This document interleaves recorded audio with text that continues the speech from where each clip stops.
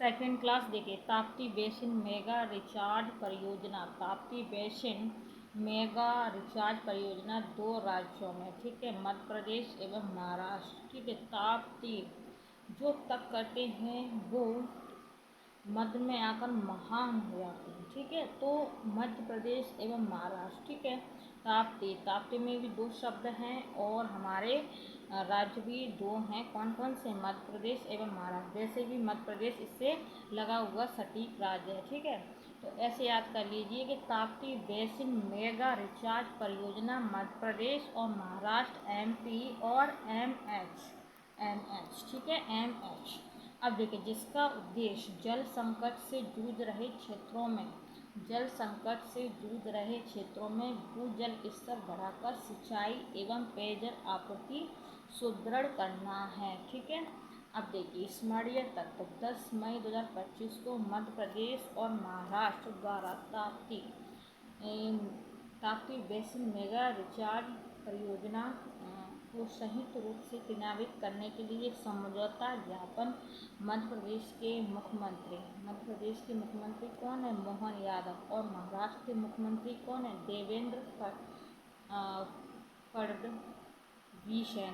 फडणवीस, ठीक है, उन्होंने किया है। अब देखिए, ताप्ती बेसिन मेगा रिचार्ज परियोजना परंपरागत बांध निर्माण से हटकर भूजल पुनर्भरण द्वारा जल संरक्षण को प्रोत्साहित करती है, ठीक है। बांध निर्माण नहीं है यहाँ पर, कुछ अलग ही तरीका है, ठीक है।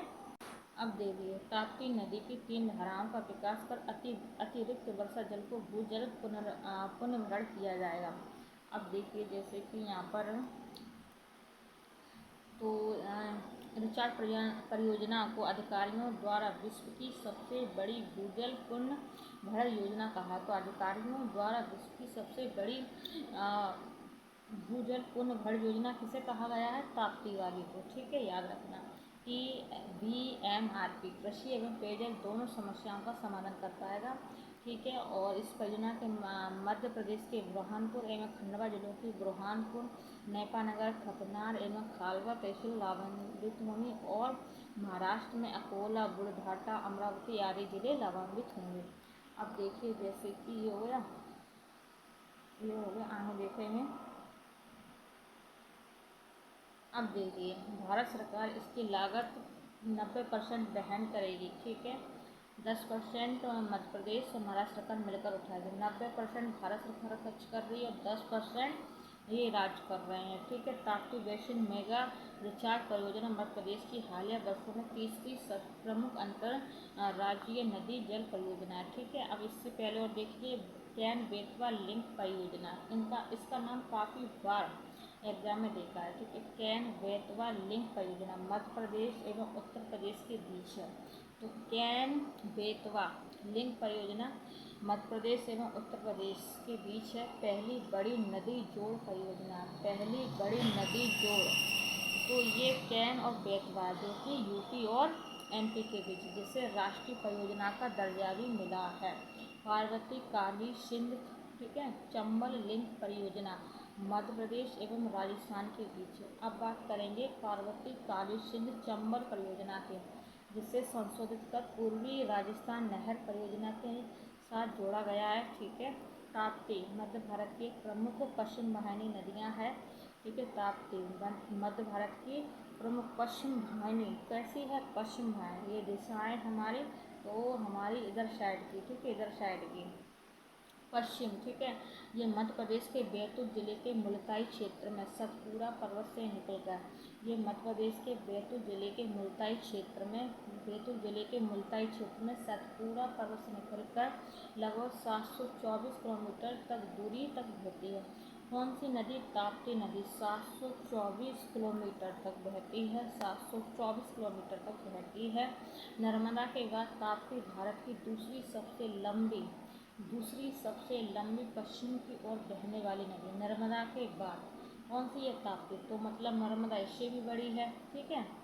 अब ये पश्चिम की ठीक है, बहने वाली, जो गुजरात में खंबात की खाड़ी अरब सागर में मिलती है, ठीक है। नर्मदा के बाद ताप्ती भारत की दूसरी सबसे लंबी पश्चिम की ओर बहने वाली नदी, जो गुजरात में खंबात की खाड़ी अरब सागर में मिलती है। इसकी प्रमुख नदियाँ हैं देखिए प्रमुख नदियाँ कूड़ा, गिरना, पंजरा, अनेर। कूड़ा, गिरना, पंजरा, अनेर। कूड़ा, गिरना और पंजरा, अनेर आदि। ठीक है। अब देखिए तो पहलगाम से युद्ध विराम पर देखिए 22 अप्रैल 2025 को 22 अप्रैल 2025 को जम्मू कश्मीर के शांत पहलगाम पर्यटन क्षेत्र में हुए एक भीषण आतंकी हमले ने पूरे भारत को झकझोर दिया। हमले के लगभग 2 हफ्ते बाद, कितने हफ्ते बाद? 2 हफ्ते बाद भारत ने सूचनाओं की पुष्टि के बाद 6 से 7 मई 2025 की रात एक प्रतिशोधी कार्रवाई शुरू की जिसका नाम ऑपरेशन सिंदूर।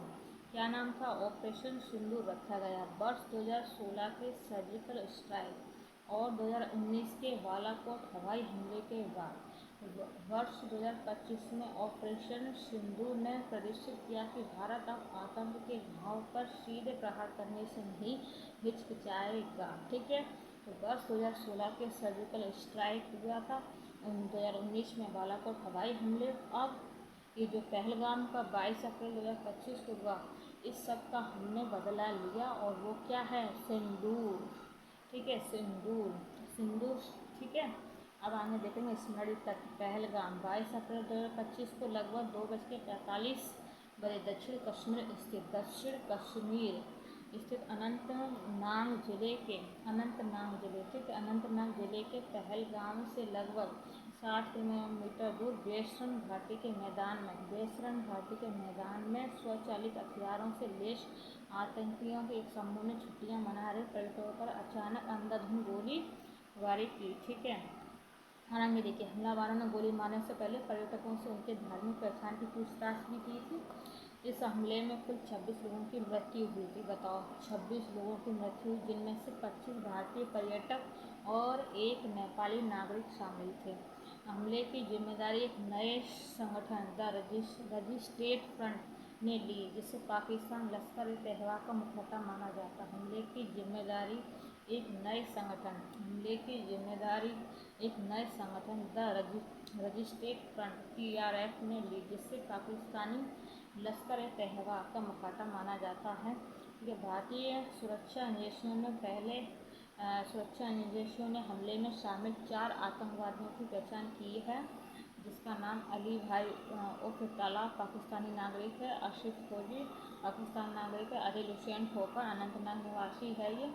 ठीक है, अनंतनाग तो ये जम्मू कश्मीर में है। ठीक है। आहसान पुलवामा निवासी है। तो अब देखिए तो पहलगाम हमले को भारत ने अपनी संप्रभुता पर सीधा हमला माना और 23 अप्रैल को उच्च स्तरीय बैठक में कई सख्त फैसले लिए थे।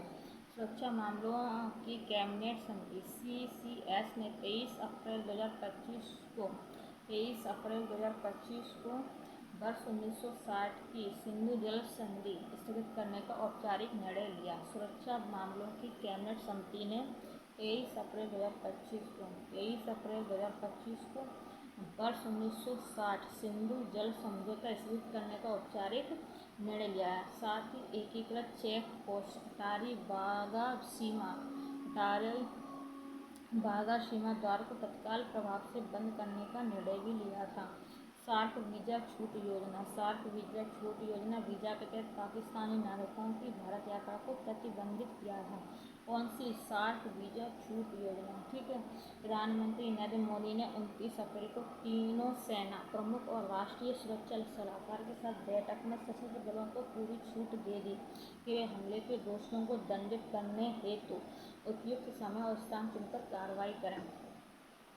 थल सेना, वायु सेना और खुफिया एजेंसियों के साथ समन्वयक बैठक हुई, जिनमें सीमा पार जवाबी कार्रवाई की योजना को अंतिम रूप दिया। इन बैठकों की परिणति ऑपरेशन सिंदूर के रूप में हुई। ऑपरेशन सिंदूर 22 अप्रैल 2025 के पहलगाम हमले के जवाब में भारतीय सुरक्षा बलों ने 6 से 7 मई 2025 की रात को ऑपरेशन सिंदूर शुरू किया। अभियान के तहत 9 लक्ष्य स्थलों पर एक साथ प्रहार किए गए। 9 लक्ष्य स्थलों पर एक साथ प्रहार किए गए। ठीक है, इनमें से 5 आतंकी ठिकाने पाकिस्तान अधिकृत कश्मीर POK में थे, जबकि 4 लक्ष्य पाकिस्तान के अंदर पंजाब प्रांत में चिन्हित थे। ठीक है, तो पाकिस्तान जो अधिकृत कर लिया हमारा वो POK बोलते हैं, उसमें 5 थे आतंक, ठीक है, ठिकाने, और 4 पंजाब प्रांत में थे। पंजाब ये पाकिस्तान वाला पंजाब। ठीक है, अब देखिए इसमें बहावलपुर, मुरीदी के शाकरगढ़, सियालकोट, ठीक है, बहावलपुर, मुरीदी, शाकरगढ़ और सियालकोट के निकट। ठीक है, ये सभी स्थान लश्कर-ए-तैयबा, जैश-ए-मोहम्मद और हिजबुल मुजाहिदीन जैसे आतंकी संगठनों के प्रमुख प्रशिक्षण केंद्र ठिकाने गए। भारत विदेश सचिव विक्रम मिस्री ने स्पष्ट किया है। भारतीय विदेश सचिव कौन थे? विक्रम मिस्री ने स्पष्ट किया कि प्रति आक्रमण का लक्ष्य आतंकवादी ठिकानों को ध्वस्त करके भविष्य के हमलों को रोकना था, न कि युद्ध भड़काना।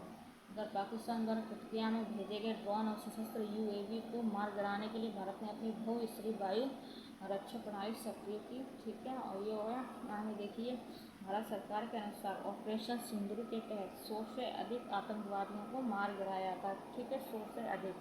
ढेर किए गए प्रमुख आतंकियों में लश्कर-ए-तैयबा का कमांडर खालिद उर्फ अबू अकाशा शामिल था। ये सब। ठीक है, आगे देखेंगे तो ये हो गया। ये देखिए 7 मई को ही पाकिस्तान ने बनियान अल मसूस नाम से जवाबी ऑपरेशन चलाने का दावा किया। ठीक है, तो जैसे कि हमारे देश में 6 से 7 मई को हमने ऑपरेशन सिंदूर चलाया, तो पाकिस्तान ने कौन सा चलाया? बनियान अल मसूस नाम से जवाबी ऑपरेशन चलाने का दावा किया, जिसके तहत सीमावर्ती भारतीय सैन्य ठिकानों को ड्रोन व मिसाइलों से निशाना बनाने की कोशिश की थी। इस दौरान देश के कई सैनिक एवं जवान शहीद हो गए थे। इस दौरान देश के कई सैनिक एवं जवान शहीद हो गए, कुल 9। ठीक है, शहीद सिकंदर राव, शहीद राम बाबू, शहीद दीपक चिंगम और शहीद सुरेंद्र सिंह मोगा और शहीद मोहम्मद इम्तियाज, शहीद पवन कुमार, शहीद सुनील कुमार, शहीद मुरली नायक और शहीद दिनेश कुमार, 9 लोग खत्म हो गए थे। ठीक है, युद्ध विराम की प्रक्रिया और शर्तें, सीमा पर बढ़ते हताहतों और दोनों परमाणु संपन्न देशों में युद्ध जैसे हालात ने वैश्विक शक्तियों को चिंतित कर दिया। 10 मई 2025 को पाकिस्तान सेना के director general of military operations major general Kashif Abdullah ने भारतीय DGMO lieutenant general Rajiv Ghai को आपात हॉटलाइन कॉल करके युद्ध विराम स्वीकार का प्रस्ताव रखा था। ठीक है, तो 10 मई 2025 को पाकिस्तानी सेना के director general of military operations DGMO ने मेजर जनरल काशिफ अब्दुल्ला ने भारतीय DGMO lieutenant general Rajiv Ghai को हॉटलाइन कॉल करके युद्ध विराम स्वीकार का प्रस्ताव रखा। ठीक है, तो इस बातचीत में पाक अधिकारी ने बताया कि अमेरिका के विदेश मंत्री मार्को रूबियो ने पाकिस्तानी सेना प्रमुख से बात कर तनाव बैठाने को कहा, अर्थात पाकिस्तान उच्च स्तर पर संघर्ष प्रांत के लिए तैयार था। ठीक है, युद्ध विराम की घोषणा। ठीक है, ये हो गया। प्रधानमंत्री ने 12 मई 2025 को 8 बजे शाम के अपने संबोधन में 4 सिद्धांत घोषित किए थे। ठीक है, प्रधानमंत्री ने 12 मई 2025 को 8 बजे कुछ बातें कही थी। देखिए, जवाब भारत की शर्तों पर दिया जाएगा। जवाब भारत की शर्तों पर दिया जाएगा। परमाणु ब्लैकमेल स्वीकार नहीं होगा। आतंक दाता राज्य सह अपराधी माने जाएंगे। खून और पानी एक साथ नहीं बहेगा। पाकिस्तान ने सीमा पर हमारे जिस एक BSF जवान पूरन कुमार शॉ को पकड़ लिया था, उसे 14 मई को छोड़ दिया। पाकिस्तान ने सीमा पर हमारे जिस एक BSF जवान पूरन कुमार शॉ, ठीक है, तो 17 मई 2025 को केंद्र सरकार ने ऑपरेशन सिंदूर और भारत की सीमा पर आतंकवाद के खिलाफ जारी लड़ाई के संदर्भ में 7 सर्वदलीय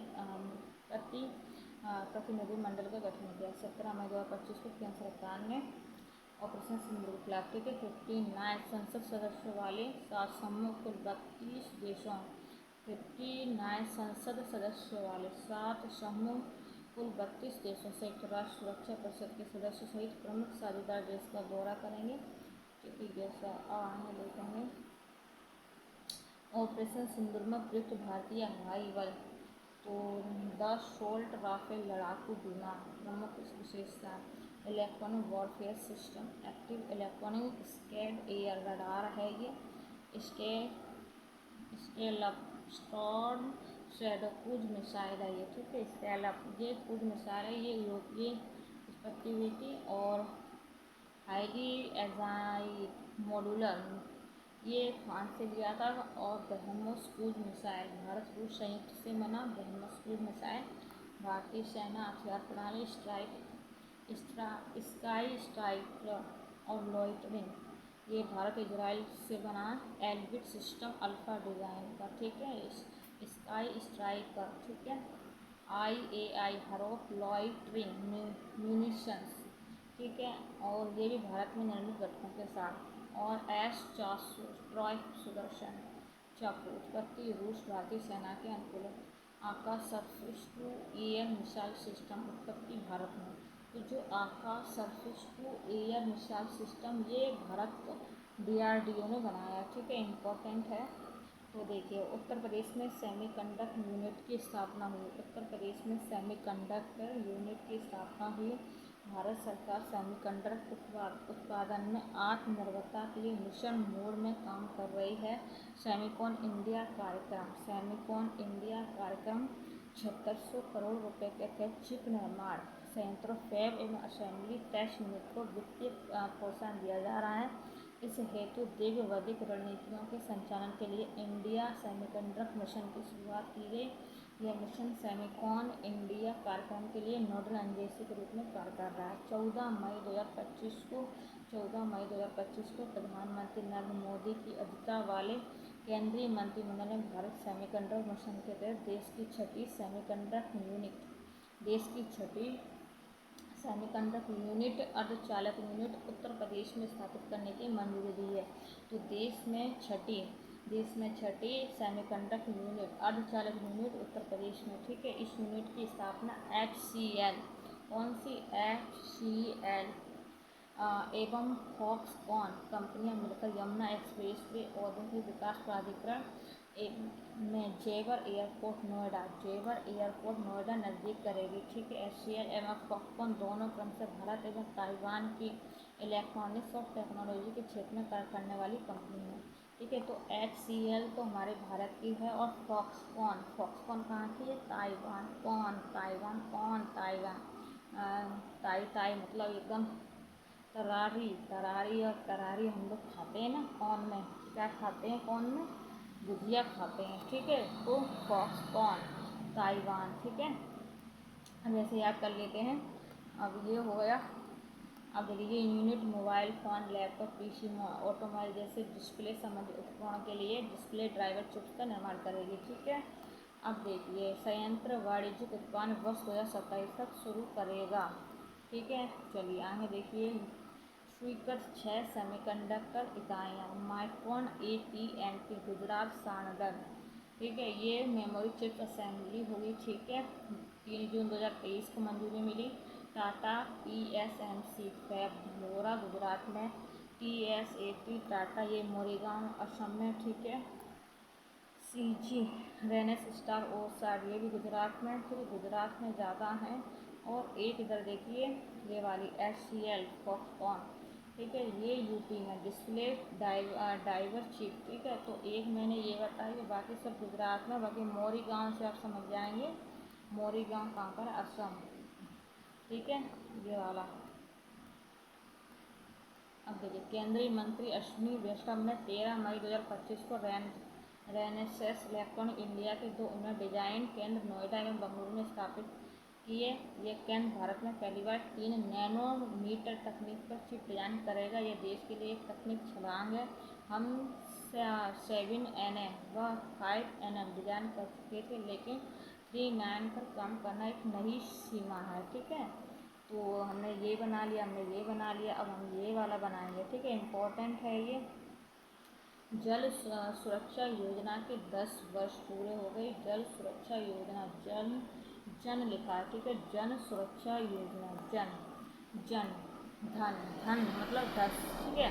तो देखिए अब धन मत से और कुछ मत सोच लेना, बस हम ये कह रहे हैं जन सुरक्षा योजना के 10 वर्ष पूरे हो गए।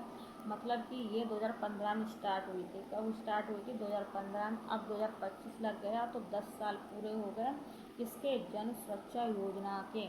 भारत में सामाजिक सुरक्षा को मजबूती देने के लक्ष्य से 9 मई, कब? 9 मई 2015 को केंद्र सरकार ने 3 महत्वाकांक्षी जन सुरक्षा योजना का शुभारंभ किया था। तो कौन कौन सी? प्रधानमंत्री जीवन ज्योति बीमा योजना, प्रधानमंत्री सुरक्षा बीमा योजना, अटल पेंशन योजना। इन योजनाओं का अभिप्राय था कि समाज के निम्न आय असंगठित वर्ग जो अब तक बीमा पेंशन से सुरक्षा से वंचित थे, ठीक है, ये सब। तो अब देखिए, तो इसमें क्या था, कौन कौन सी? प्रधानमंत्री जीवन ज्योति बीमा, प्रधानमंत्री जीवन ज्योति बीमा, प्रधानमंत्री सुरक्षा बीमा योजना, अटल पेंशन योजना। अब देखिए इस 9 मई 2025 को तीनों सामाजिक सुरक्षा योजना है, ठीक है, ये 10 वर्ष पूरे हुए, ठीक है। अप्रैल 2025 तक PMJJY, PMSBI और APY के अंतर्गत 23.6 करोड़ 91 करोड़ 23.6 करोड़ 91 करोड़ और 7.6 करोड़ से अधिक नामांकन हुए थे, ठीक है। अब इधर देखेंगे PMJJY योजना 9 लाख से अधिक परिवारों के लिए 18,998 करोड़ की बीमा राशि, ठीक है। PMSBI योजना के तहत 91 करोड़ लोगों ने इसका लाभ उठाया। 1.97 लाख परिवारों को 3,126 करोड़ की सहायता राशि प्रदान की गई। APY योजना के तहत 7.6 करोड़ लोगों ने इसमें नामांकन कराया, जिससे उन्होंने बुढ़ापे में नियमित पेंशन की सुविधा प्राप्त हुई, अटल पेंशन योजना, ठीक है। अब देखिए अप्रैल 2025 तक प्रधानमंत्री जीवन ज्योति बीमा योजना में 10.66 लाख करोड़ महिलाएं नामांकित हैं, ठीक है, जिनमें से 7.08 करोड़ नामांकन PM जन धन खाता धारकों के। अप्रैल 2025 तक प्रधानमंत्री सुरक्षा बीमा योजना के अंतर्गत 23.85 करोड़ महिलाएं, ठीक है। अटल पेंशन योजना APY में लगभग 47% महिला हैं, जो कि महिलाओं की महत्वपूर्ण भागीदारी को दर्शाता है। जो अटल पेंशन योजना है इसमें कितनी परसेंट महिलाएं जुड़ी हैं? 47%, ठीक है, 47%।